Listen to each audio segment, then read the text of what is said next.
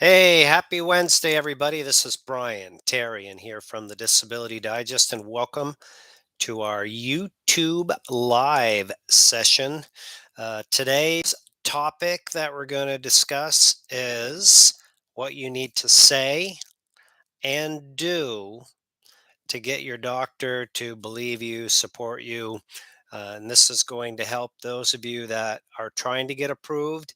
And is especially important for those of you that are already approved for your disability benefits. We're also going to take some time today to address some questions that you may have. And hopefully we can get some of those answered. So here at the Disability Digest, I see some of you have been here before. Lana, welcome back. Linda, Stephen, Willie, welcome.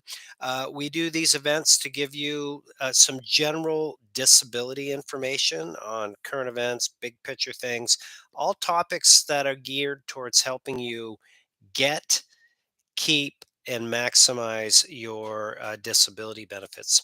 And then, of course, if you're looking for a specific, direct, customized approach, we offer a no charge membership where you fill out an evaluation and then we'll help you get the resources that we have found since we've been doing this since 2006 to help you with your own needs. So that's what's going on here. So, a few things I want to mention in advance is that. We typically, in a given month, we put out 2 or 3 videos a week on different topics around what I mentioned, and then we have this live event. So, in the last week or so, some of the most popular videos have been, and you can just look on our YouTube channel for this. There's 4 little known benefits that we found to help you maximize your benefits. That's one. And I've been putting out a monthly summary of what's going on with Social Security from all aspects. So that's the good news, bad news one. And because we've been getting so many requests for people looking for ways that they can get some relief from the inflation. People are asking like, what can I do to make some money, keep my benefits, all those related topics. We've started to release some of those. We have interviews with individuals that have been successful at supplementing their disability, either working for somebody else or building their own business. We've done that. We have also just recently released some tax type tips that you can take advantage of. So if you're feeling the pinch and you have a few hours a day and you want to know, what you can do and how much you can make, keep tuned in to the channel here. So, of course, subscribe, ring the bell so you get the upcoming notifications. So that's what's going on. So, regarding the topic at hand, whoops, I have my notes on another computer, so I just want to make sure I follow along and stay on track here. A few things, reasons that I wanted to do this is that we had these are questions from just in the last like 24 hours in our YouTube comments. Says, can you do a video on cancer remission? I get AML leukemia 2 years ago, been in remission, just got my full CDR. And went on with that. Then there's another one that says, when you're dealing with a condition that has no cure, but you continue to see your doctor, what's going to happen when a CDR comes up. So those types of topics that will also help those of you that haven't been approved yet, um, with your strategy. Um, Before I get into it, what I would like to do is get a vibe for where folks are at in the approval process. If you've been here before, you know the drill. If you're new, what I'd like you to do is just enter into the chat a number that represents where you're at in the disability process. And the number one would be that you have not applied for your benefits yet. Maybe you're still working, you're thinking about it, don't know if you qualify, that type of stuff. Two, you've applied and waiting. Three, you've applied and been denied. And four, you have applied and been approved. This will help me kind of gauge the audience and get a feel for how to direct where I'm going with this. So thanks for doing that. Okay, 17%, still waiting, waiting, waiting. Up, we've got Chris is approved. Good. Okay, that's great. Keep those numbers coming in. And if for those of you that are just joining us, I'm going to take some time to address some individual questions, so you can put those in the text chat, and I'll do my best to get to those. All right. The reason why I am doing this topic, and I did the topics the 2 prior weeks, is this: the Social Security approval process. One has the largest case backlog. 1.1 million cases. Um, it's a result of COVID and a variety of things. So, if you're applying for disability, you definitely need to have your case stand out. And what I'm going to share with you will help you do that. And over the next 12 months, 50,000 people, according to the Biden budget for 2023, will have their benefits revoked, taken away. They'll be removed out of pay status as a result of a continuing disability review. So I'm in hopes that this information will help you prepare, and successfully get through the approval process and your continuing disability review, right? Now, if you didn't catch the the live sessions from, the last 2 Wednesdays, I would definitely check those out. The replays are available. Why you want to do that is, 2 weeks ago we talked about what you need to explain to help Social Security understand that you qualify, like how to explain you're disabled in 2 sentences or less. Really super important. Then, last week we talked about what you need to prove to get and keep your benefits. This week we're going to do a little deeper dive on the doctor's support. Okay. Why is it that the doctor's support is important? I don't know if anybody wants to put a comment in the text chat why you think doctor's support is important to this. You know, I'd love to hear what your thoughts are. But here's the general guidelines for a Social Security benefit to be approved and to pass a continuing disability review. Here we go. You have conditions that are diagnosed and they're being treated by a doctor. The doctor piece is two. Number three is those conditions, despite the treatment, have limitations on you so that you cannot work. And this is where most people miss it in the communication, the limitations. Everybody talks about their conditions. So, how you get your doctor to support you and believe you, there's two real ways, general ways to do that. One is you bring them forms and they fill out the forms that confirm that you're being treated, what their opinion is on your limitations, and how many days a month you wouldn't be able to work. Those are called residual functional capacity reports. It's one report. Not all doctors fill them out. Not all doctors fill them out accurately. And the reason is when you go to your 12-minute doctor visit, which now some people say it's only 7, they don't really understand you. They don't understand what it's like to be you 24/7. And so it's just a quick assessment. Really, in my opinion, it's a guess as to what you really feel like because they don't know. So, how do you deal with that? How do you get the doctor to support you, to believe you, to get the right information? It starts with you and tracking and journaling. And some of you are like, oh my God, I got more work to do. I got a journal. You don't have to, but I'm just telling you what works to help you get your benefits and keep your benefits is this process. Been doing this since 2006. There's 178,000 people here. I work very closely with certain groups of people to help them get approved, or once they're approved and they're in our benefit protection program, I'm on it. I'm with these folks. I'm telling them what I'm telling you, and it works. Here's the keys.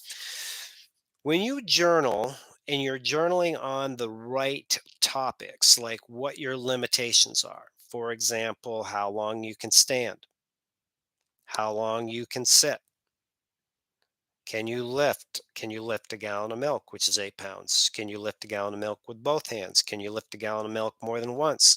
How many steps can you walk on a flat surface when you're out Walmart? These are all the things that you'll learn. We teach you as a member, but I'm giving you just a general overview. When you journal and track these limitations and you watch them, some might get better, which is okay, but some might stay stagnant and some might get worse. And your purpose when you go to that doctor's visit, in my opinion, in my experience, is to communicate your limitations. Now, think about it this way: Doc, you're treating me. We've been going through this for however long.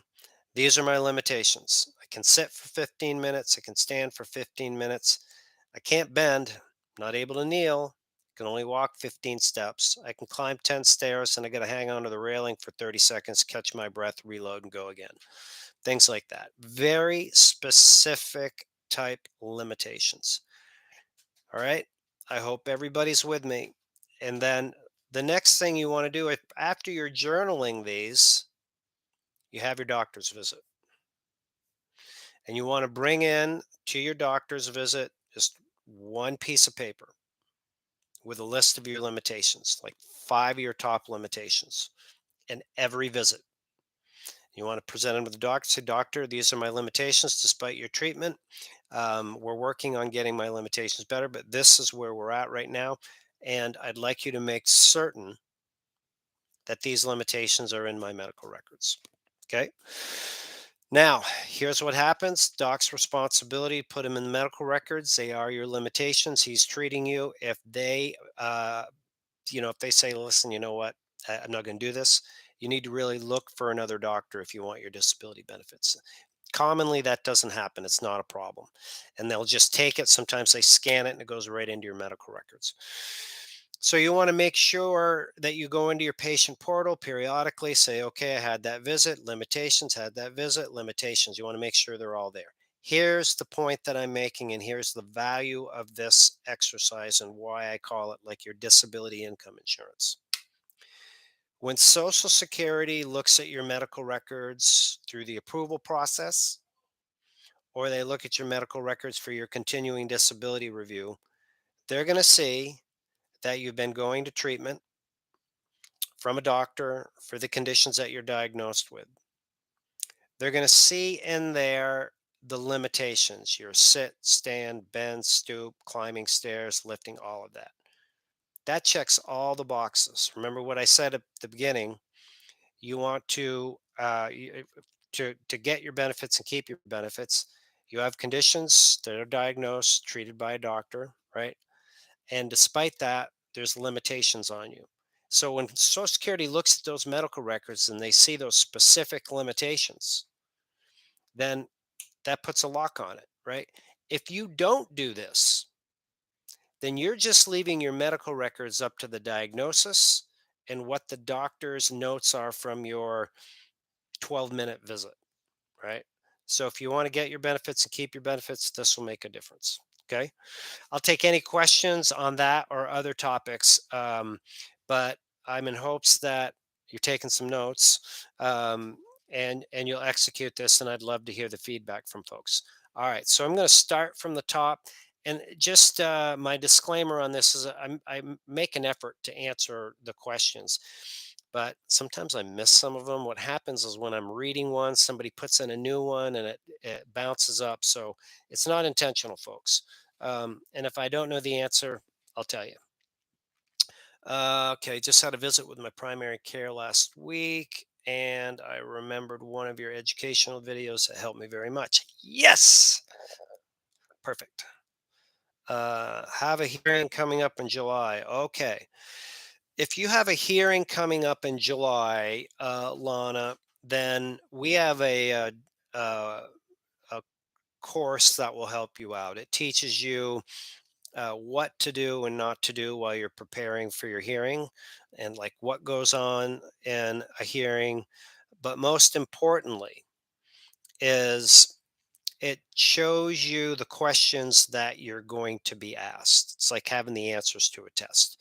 So what we did was, For cases that we work on directly, Social Security provides us with an audio file of the hearing, and we went through and broke down a series of hearings to extract the questions that the judge will ask you. So, knowing the question is going to help you prepare. So, if you're a member here at the Disability Digest and you're not in the course yet or have it yet, you haven't started it, which is in the Disability Approval course, just contact support at the Disability Digest and we'll get it started. Okay. If you're not a member, you got to join us first, then we'll get it started. Okay. Good luck.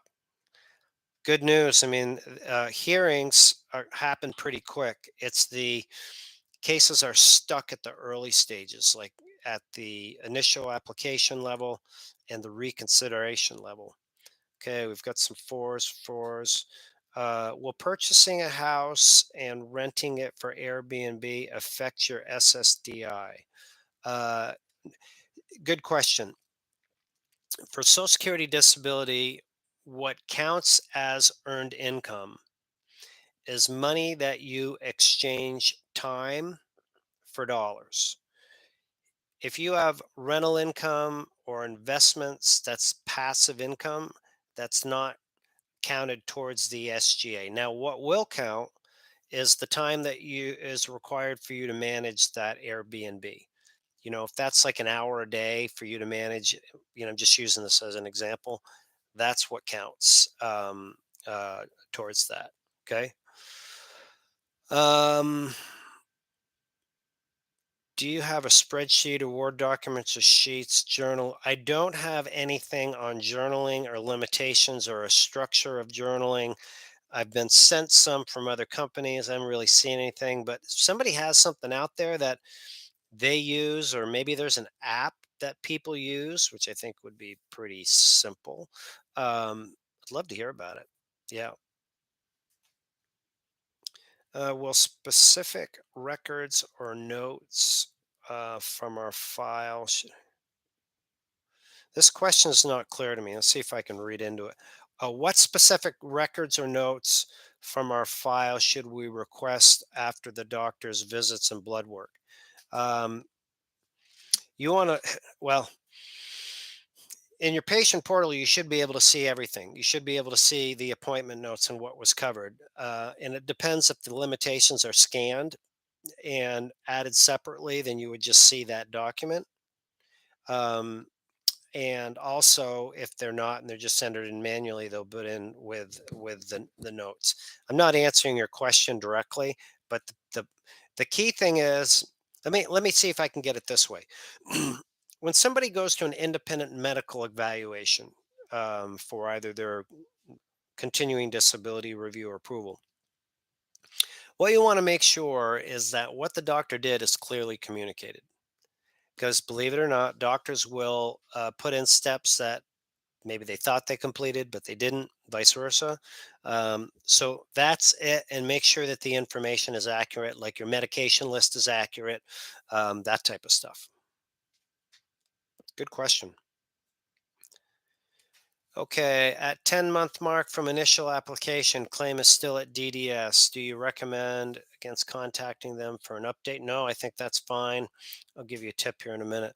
I attempted to call my caseworker at DDS a couple of times and she never answers. Shocking. Yeah, I would call, or if there is other modes of communication. When you start your case, you're sent a, a confirmation, like a paper confirmation, and on there's a document with a barcode. And this might sound like it's kind of archaic, but we've found it effective if you communicate with that barcode asking for an update. You can fax it. They don't do email, but usually you can fax it in to the local office. Um, and you just want to say, listen, is there any other information required?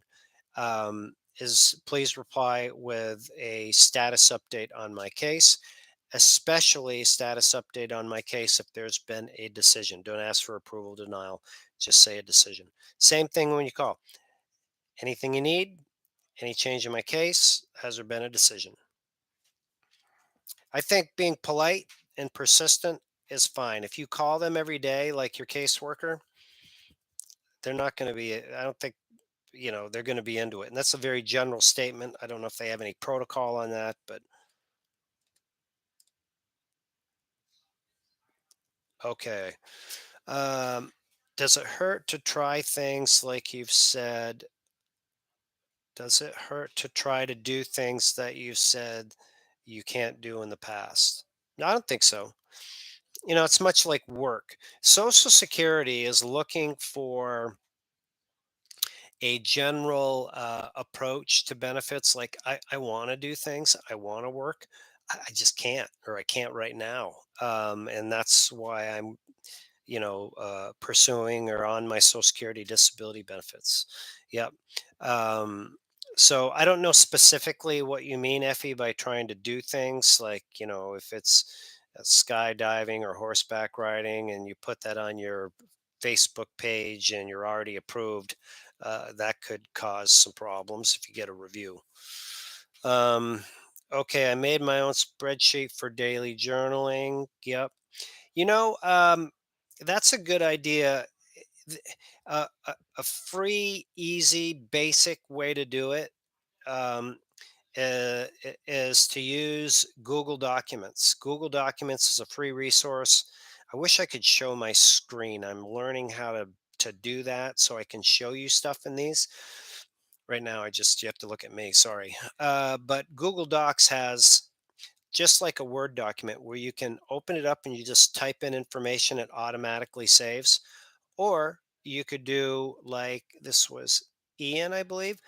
Um, you could create like a spreadsheet that would have, the date and maybe your limitations across the top: sit, stand, bend, stoop, all that, sleeping, and track it. So, yeah, thanks for that. Okay, Willie Young suffered heart failure due to underlying disorder. You should definitely listen to the last 2 weeks prior live sessions. Communicating your condition. It's unfortunate that you have it, but it's not going to help you get or keep your benefits. So just go back and listen to the how to explain you're disabled in 2 sentences or less from a couple weeks ago will really help you out. Um, does SSA compute payments retroactively back pay? Yeah, for sure. If you search the YouTube channel for back pay, there's a complete video, but the short story is um, you can go back and get 12 months of back pay. Like if you waited 15 months to apply, right, the most you can get is 12 months back. But from the time that you applied going forward, you get, a check every month. Um, so yeah. Okay. Had a stroke, cane, brace, hand, leg. Okay, Botox. So this is another one where you're communicating your conditions. I don't want to come off like I'm being like a badass or something, but I'm just trying to help you folks that um, what you're communicating to me again is unfortunate, but for the Social Security world, this is why most cases have problems and don't get approved. It doesn't provide any indication of what you cannot do or what your limitations are. Somebody could have those same conditions. Like, for example, a stroke is a good one. If you had a stroke, many people have had a stroke and they've recovered. Other people have had a stroke and they have still had limitations. So, for example, if you had a stroke and you're no longer able to permanently use your right leg and your left arm, but it's usually on the same side, just as an example, then that would give an indication that you can't lift anything 5 or 6 pounds on your left hand, and if you can't use your right leg, you wouldn't be able to stand. So then you can kind of weave into a case theory and that case is somebody's gonna get approved. Okay.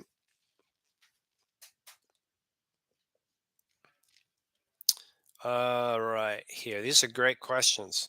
Um, When should I contact Disability Digest, now or when I get my benefits? I'm not sure. I'd say now. I mean, depends on where you're at. If you're trying to get approved, unless you're already, if you're in that cycle right there, I am 99% certain there's something that we can contribute to the process to help you get approved quicker or maximize your chances. So, um, and you know what? The charge of the membership here, zero. Again, we're supported by ads and sponsors and services, so I can be out here talking to you. I don't have to charge anything. So I would do it. No time like the present. Um, all right. Can you please tell me when a person reaches 62 retirement age, does that person continue to receive SSDI? Okay.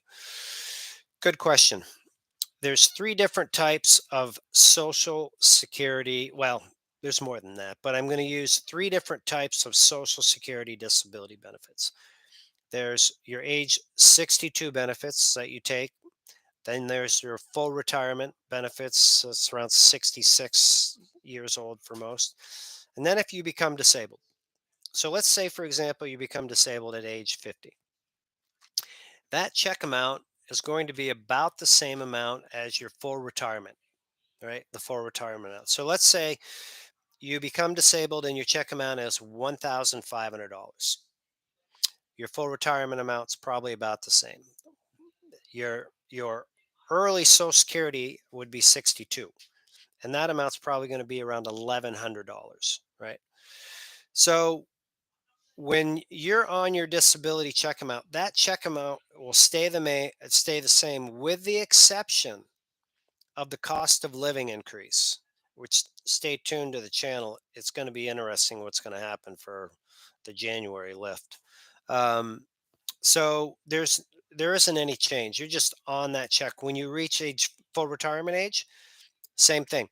Your disability status will change when you reach full retirement age. You'll just be a full retirement recipient, and you'll be out of the range of continuing disability reviews, and you won't have the earnings restrictions. You just have the earning, criteria for somebody that's on full benefits. Good question. Um, what should be the next step if I get an unfavorable decision? That's really a personal preference. What I encourage people to do is have a plan B in place that they can execute right away when you get that. And so here at the Disability Digest, like, we interview with people, and there's two ways you can go. You can do it on your own with our disability approval course, save all the legal fees if you get approved, um, or you can use the course and work with us, and we'll go through the process together, but you pay the fee. So people that want to do it on their own, or maybe part of it on their own until they get denied, say, well, listen, this is great. Now you have plan B in place. If it doesn't work out, uh, we can help you, uh, when you get to the next stage. So if you don't have a relationship like that in place, or somebody that you've met that you like and that you trust, that can represent you at the next level, then that's something that you could do to get your plan B in place, right? I'd also look at, like, what it is you can do right now that might be missing. Do you have all your doctor's support? Is there additional evidence that you can put in? Letters from people that you might have worked with, or personal references? Are there videos that you can submit on your case that would help demonstrate your limitations, right? Do you have a handicap parking sticker? Just a whole myriad. These are all things that are in the disability approval course. Okay.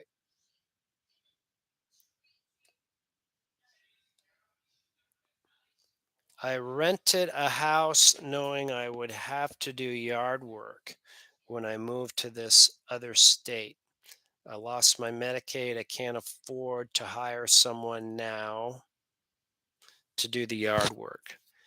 Um, I don't, there might be some services out there that would help you. In the replay or below this, I've put some of the most popular services that help people. Like, and there's a section in there, a website that has title on it, resources to help you survive.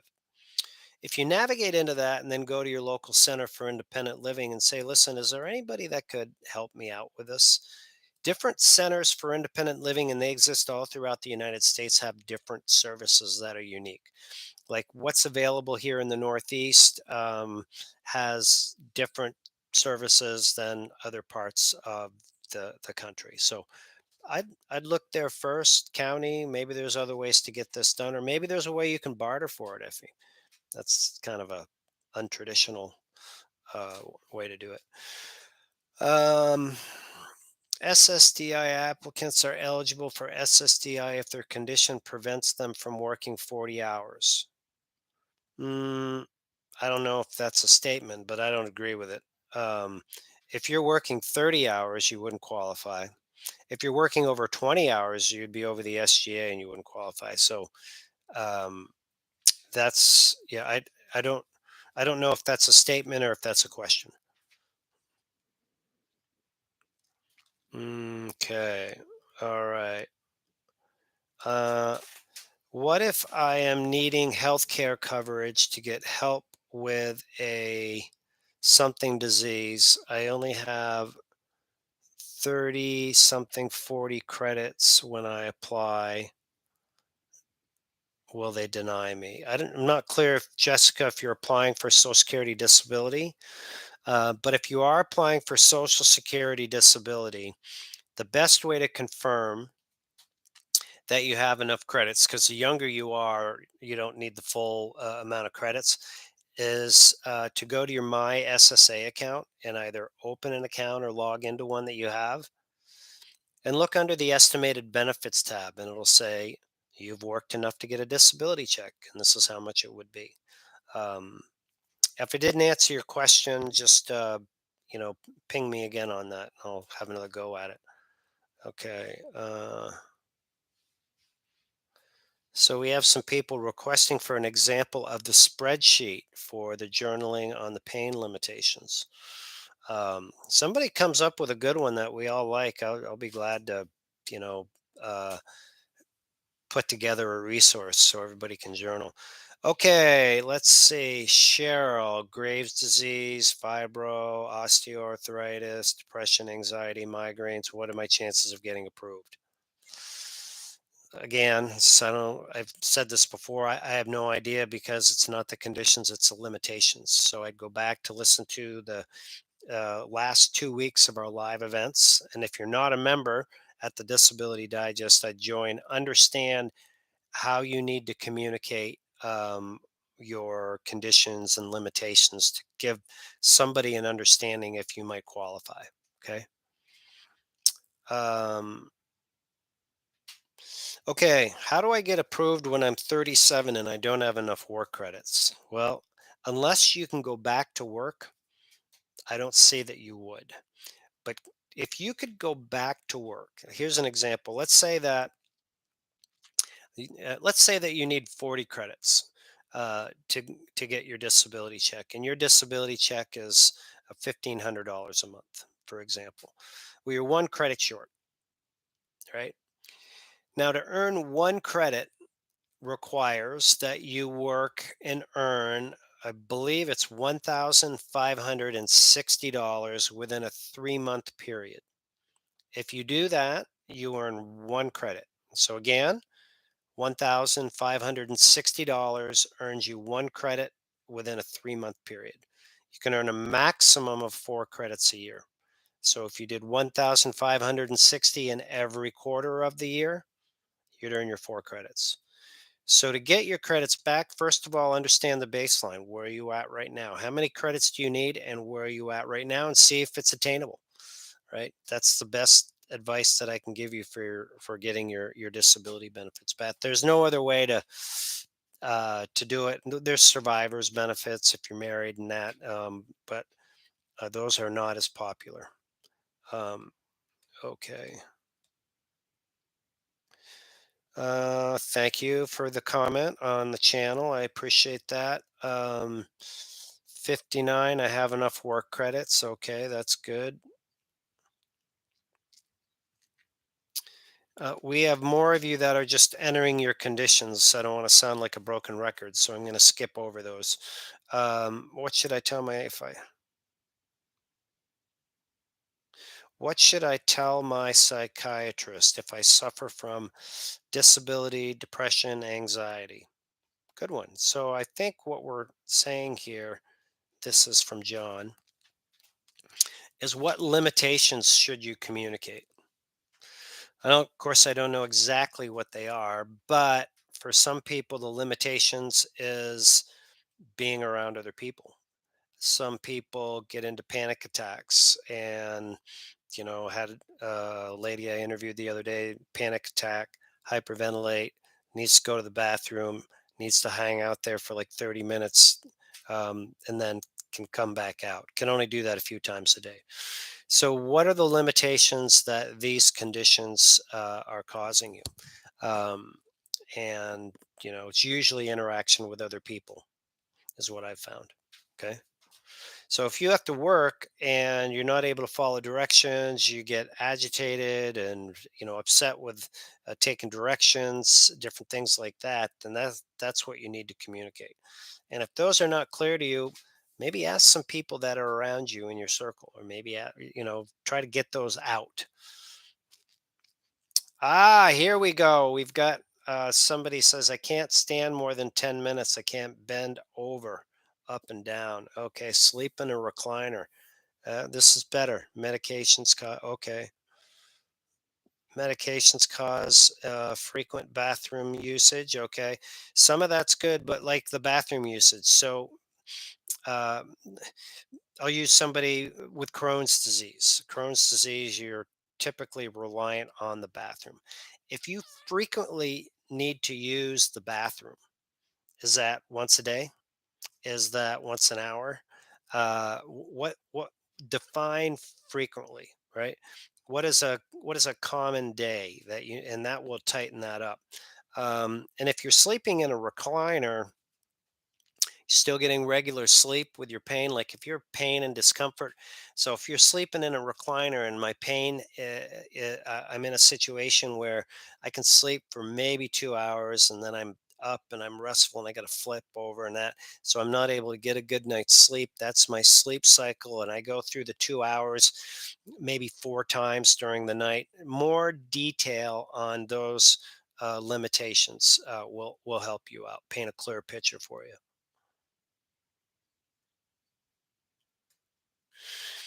Here's one. Do you know anyone over the age of 60 that's had a disability review? I would just go through, I do, in our YouTube channel. This was maybe 10 days, 2 weeks ago. She was 64 and she's had 3 reviews within the last 18 months. And she's like, she did something to call them off. I think she got Congress or congressional office involved. But yeah, people get them. Um, Yep, for sure, over 60. So in concept, it should be less likely, um, because um, when you think about the award letter that you get, the younger you are, the more frequently you're going to be reviewed, right? So the older you are, the less likely. But all right, I'm age 62 with Meniere's disease, both ears. Terminated me because, all right. So, hearing challenges is causing terminations. Okay,